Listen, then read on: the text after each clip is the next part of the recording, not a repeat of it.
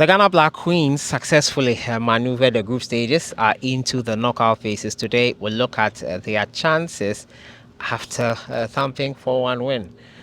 We're expecting that. Well, I mean, I keep on saying this. I think the Black Queens team is good enough to be out of that group.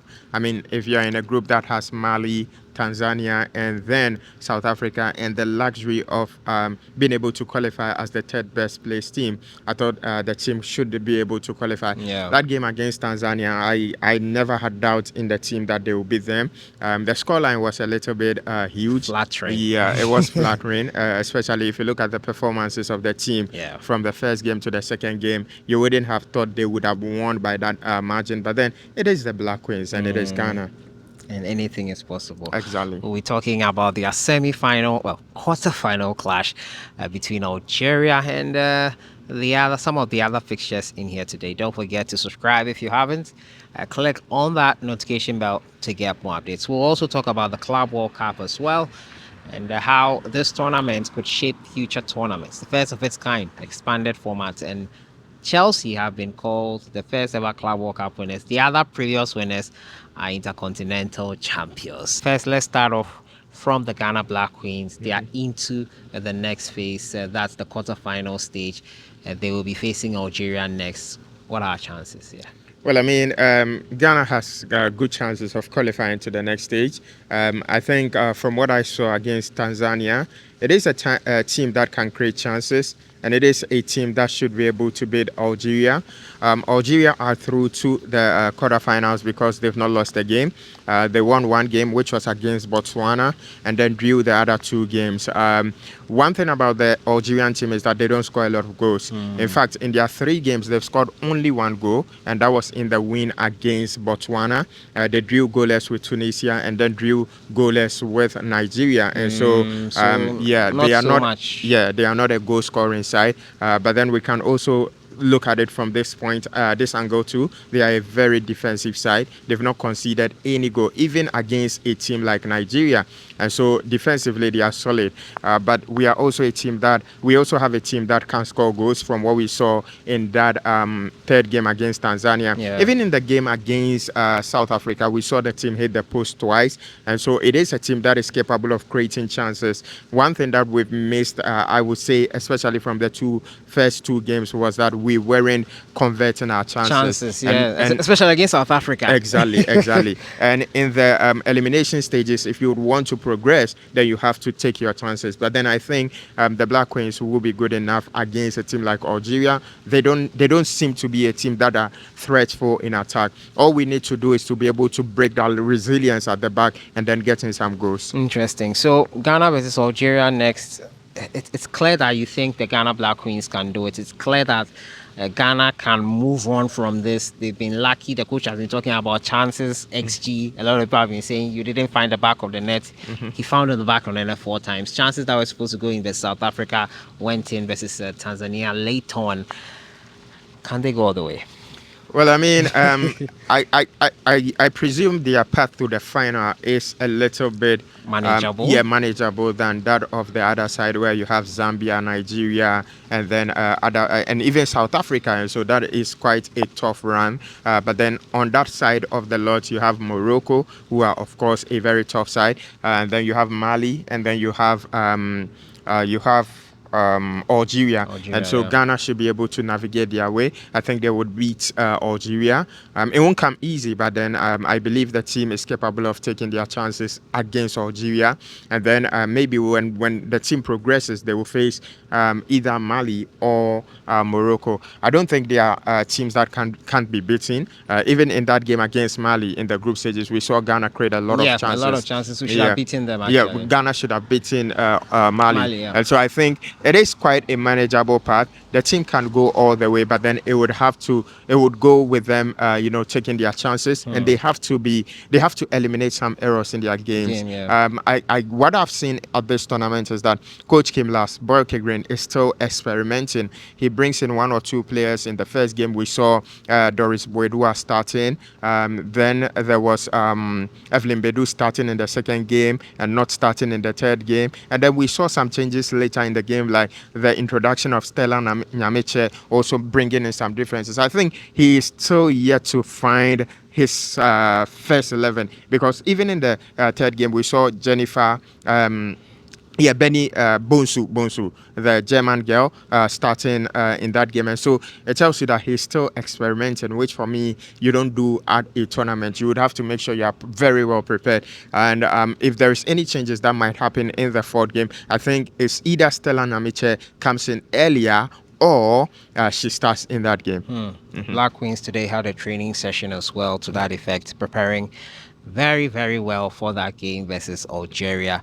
We can only wish them the very best. We hope that they get the job done and take us to the promised land. It's been a while. Ghana has been in this African Cup of Nations for women. Hopefully, they make this one count. The Club World Cup has come to an end. We're privileged to be part of this inaugural event, the first of its kind. The other past winners are now called Intercontinental Cup winners. The first of its kind happened, and we saw Chelsea coming up on top. What were your impressions on this tournament? Was it a success? It was met with a lot of talks, friction about it being the worst idea from Jurgen Klopp. What do you think? Well, I mean, I've listened to a lot of critics of the tournament. The likes of Jurgen Klopp, like you said, have criticized the tournament. They say it is putting a lot of burden on clubs and then the players and all and what have you. But then I felt it was an exciting tournament, maybe because I was heavily involved in the competition. I saw some excitement around. I mean, a lot of people were at match venues to watch these games. The competition also delivered some exciting performances. I mean, there was a shocker in the competition where Al Hilal eliminated a team like Manchester City. That was a shocker. That game between FC Porto and Al Hilal, that Al Ahly, which delivered an 8-goal thriller. There were some games that were surprising. Inter Milan getting eliminated by Fluminense. What it showed us is that football is not just about European football. I mean, there are other teams that are doing creditably well. But Europe made it to the final. Yeah, Europe actually made it to the final, and we can attribute that to other factors apart from just the talents on the pitch. I mean, they have the financial wherewithal to bring in some of the best talents. I mean, like we saw with Chelsea, they had a player like Andre Santos, who is coming from South America. Just before the start of the new season, Estavio, who excelled at the competition with Palmeiras, will also be joining Chelsea. And so, yes, Europe had the best two teams going to the final. But then when it comes to talent, we can also look at places like South America. But in general, I think it was an exciting tournament. Getting it expanded also brought a lot of interest in it. I mean, back in the day, you would have only one African team representing at the intercontinental competition. You would only have Al Hilal who win the CAF Champions League being representing Africa. But then this time around, we saw 4 African teams: Mamelodi Sundowns, Al Ahly, Wydad Casablanca, and then Esperance de Tunis. And so there was a lot of attention from the north to the southern part of Africa and the whole world at large. I mean, people were not sleeping just to watch these games. And so that should tell you how exciting it was. I was personally surprised by it.